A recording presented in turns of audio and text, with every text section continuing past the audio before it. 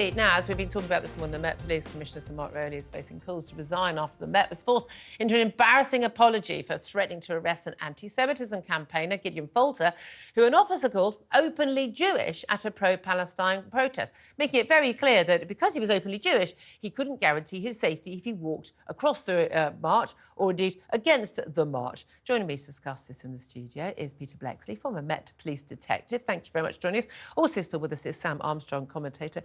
We've been discussing all of this. Now, look, we've got calls for the Met Commissioner to resign, to be sacked. He's meeting with the Home Secretary today and indeed the Policing Minister. Prime Minister Rishi Sunak has not offered him full support. Sadiq Khan, the London Mayor, has. Gideon Falter, the man in question, we spoke to him about an hour ago on the show, and he says he wants the Met Police Commissioner to go. He also wants these pro-Palestinian marches banned because, I think he believes, along with Suella Braverman, these are hate marches. If Jewish people are not safe to cross these marches, by definition, they are unsafe and should not go ahead. Peter, where do you stand on this? There's a lot to unpick there, Julia, and I'll try and do it as promptly as I possibly can. Let's look at the overall big picture, if I may. We have seen opposition to these marches in the past arrested, banners taken away, threatened with arrest on other occasions, and it is clear that the fallacy that these protests are peaceful is crumbling away. And we are also seeing the mask of the Metropolitan Police fall away, because these police officers at the front line having these interactions with people opposed to the marches are echoing the words and the briefings of Mark Rowley and the senior management. I mean, so this police officer, although, again, he's clearly not sort of, young, sort of, wet behind the ears police officer. He's obviously quite a senior figure. He's obviously experienced. He nevertheless has been given advice and given direction from more senior police, hasn't he? Yes, they're briefed before they go out on each and all of these protests. And that police officer, in fairness to him, did offer an alternative way of escorting this gentleman away from the protest. But let's stick with the main point here that I'm trying to reinforce about the fact that these protests can no longer claim to be largely peaceful. I listened to the entire 13 minutes. Well, that's it. There's a big thing about it in the 30 minutes. And I put that to Gideon Falter, actually, when we spoke to him an hour ago, which is actually, this wasn't like you just happened to come out of synagogue and, oh, look, what a surprise, there's this pro-Palestinian march I've just had to come across. That he says, look, it wasn't a stunt, but, it's certainly suggested by the police officer in this video that, he'd been trying to cross for some time, that this was deliberately targeting the march. But even so... Even so, it's got a right to do that. It doesn't alter my argument. Exactly. The opposition to these marches is being suppressed, arrested, having banners taken away. Hamas is the guy with the Hamas is terrorist, being arrested, I think, 2 or 3 times now? Yeah, because... Statement of government policy. Yeah, because they are not peaceful. So Mark Rowley and his leadership team have empowered the hateful amongst these protests. They have been empowered because initially they weren't arrested. Arrests only came at some later stage, when there was long an after outcry. Everybody's gone home, and there has, quite rightly, as you say, been outcry, and it has empowered the hateful aspects of these protests to get louder and more violent. And they're not stopping. Well, they're not. No. Most of it's not violent. Most of these are 100,000 plus people. It's every other week. Well, and they're saying they're not going to stop while the assault on Gaza is continuing from the Israeli forces. I genuinely believe there will be many on those marches who genuinely are concerned about civilians. And again, I find it strange, this whole, brotherhood, our Muslim brothers and sisters, but remarkably unbothered about people in Yemen or the Uyghur people in China, or they weren't out in the marches about Assad bombing the life out of hundreds of thousands of Syrians. It didn't seem to be bothered by those people. It's only uniquely when it's Israel that is held to account that they have this concern. However, give the benefit of the doubt. If most of these, well, not most, if anybody on this march is, totally and utterly, unbothered by me or a Jewish person, quote, openly just walking across the march, there's no reason why that march should continue. What is the responsibility of the organisers of a march, though, if there are, and it's clear from the abuse that was being shouted at Gideon Falter, in plain sight and hearing of these police officers, that people were shouting abuse, his mere presence at the side of the road, clearly Jewish with a skull cap on, well, people shouting scum and making blatant threats. What is the responsibility as a police officer, for the police on that? And what is the responsibility for the organisers of that march to prevent that from happening? Can the police simply say, you can't control all the people on your march, therefore your march cannot go ahead? The Commissioner of the Metropolitan Police can apply to the Home Secretary if he fears there is threat of serious disturbance or serious violence to have these marches cancelled. And that is the stage I firmly believe we have got to now.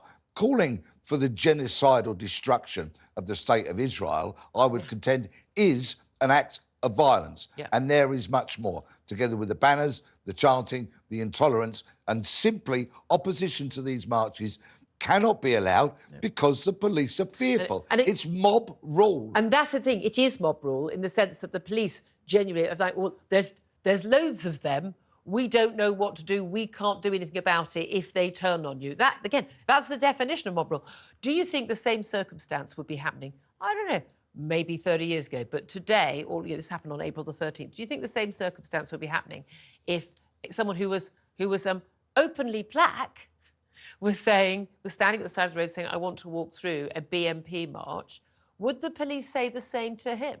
Or openly gay, or openly straight, or openly trans, or openly whatever. Because they've not been very protective of us TERFs, who perhaps want to protest about, women's, biological reality at a TERF rally. I mean, what would the police do in that circumstance? Apply to the Home Secretary to have it cancelled. Not gatherings, you can't have those cancelled. So let those take place in Hyde Park. But let me just broaden it out for a moment. We've got mob rule here on the streets of London. In the prisons, where over 55% of prisoners are addicted to drugs, we've got mob rule. And the reason mob rule is allowed, because there's not enough prison officers to deal with another strange ways, a riot, for example. And on the streets of Britain, we've got rampant shoplifting, where shopkeepers are being assaulted 800 times a day. Welcome to mob rule Britain. But it is, isn't it? That is what it is. I've said, on that note, genuinely, I was on Friday, I was talking to a number of the local shopkeepers in my local high street, and they were all telling me now they just, between certain hours of the day, they just have their doors locked and they just have someone standing there waiting to let people in. And a couple of the stores basically have gone under. They basically said, no, he had to close up and she had to close up because the amount of shoplifting that's going on. And yet we had an announcement from the Prime Minister the other day, like, crackdown, more face recognition technology. They said, we know exactly who these people are. We give CCTV footage, their names and addresses to the police, and they still don't do anything about it. Is there a genuine issue in terms of the top level of policing, whether it's a march, whether it's not investigating burglaries or prosecuting shoplifters, that they've just completely given up control of our streets? Completely, absolutely. Why? It's why we're in the state that we are. They will claim because they're too busy going from one 999 call to another 999 Hurty call. tweets, a lot of hurty tweets. And they will, of course, claim lack of numbers. Well, the austerity argument's wearing a bit thin after 14 years or so, and an uptake in numbers. And do we blame this just whatever, whether it's the protest marches, whether it's shoplifting, do we blame this on the bobbies on the beat? Is it instructions they're getting from their chiefs? How far up does it go? Senior police, for the state of these hate-filled protests and for the state of the criminality on the streets, senior prison management for the state of our prisons, and overall, mob rule Britain, the government ultimately responsible, but those cowardly people in positions of responsibility who will not come on the media and tell the truth that the mob rules. Sam Armstrong, love to hear your thoughts on this. You're involved with lots of Conservative MPs who talk about this an awful lot. What do you make of it? Well, we saw last year when there was a far-right protest on one of these days, well, almost a protest, that the police do have the powers. They were rounded up in Pimlico before they even got anywhere near the protest. There was nobody there turning around to, as we've said, local residents that they might not like, saying, oh, can you stand back, please, because we've got a bunch of fascists walking through. It is preposterous. The Metropolitan Police are lying when they are saying that there is nothing that can be done. They do have the powers to do something, and it is about time that question was put to them. But it does feel, generally, that the seams are beginning to tear apart on the law, the state of law in our society. And who the law is there to protect. I mean, I'm certainly planning to attend the Pro-Palestinian rally as a counter-protester this weekend. There's another one on Saturday because I want to show solidarity with people. Everyone, as far as I'm concerned, in this country and indeed the city where I live, should be free to walk the streets in safety. And if they are not, I want the police to deal with that issue, not. What's the legality there? You're absolutely entitled to do that, but make sure you or somebody with you has got your phone ready to film the police's reaction. Isn't it? And it's terrible that a retired police officer saying that. Yes, it is. And it grieves me sore to have to say it. Yeah. But that is the state of British policing. Can I also ask you, we were talking a bit earlier about Rwanda and the Rwanda bills back in Parliament. The Prime Minister's done this big statement an hour or so ago about, no ifs, no buts, get his planes off. They're going to detain people as soon as the bill is passed, and then we're going to get them on an airfield, commercial charter flights, get rid of these people. Look, dealing with the legals of this, we get courts that step in. I know it's not strictly a police issue, but you know as well as I do, any Channel migrant who thinks that they might be on those planes, they're going to be long gone, aren't they? Well, we know that so many people have come to this country, abandon any form of identity documents they have before they pull up on the beach at Dover, disappear into the mist, and we simply don't know how many tens of thousands are here. Yeah, I mean, that's the thing. People assume that the ones who are in the system are all they are. They think we intercept every single dinghy. Come on. Yeah. We don't know the true identities and the true criminal backgrounds of many, many people on the shores of this nation, and that makes policing a lot more difficult. Absolutely, indeed. Really great to have you here. Thank you.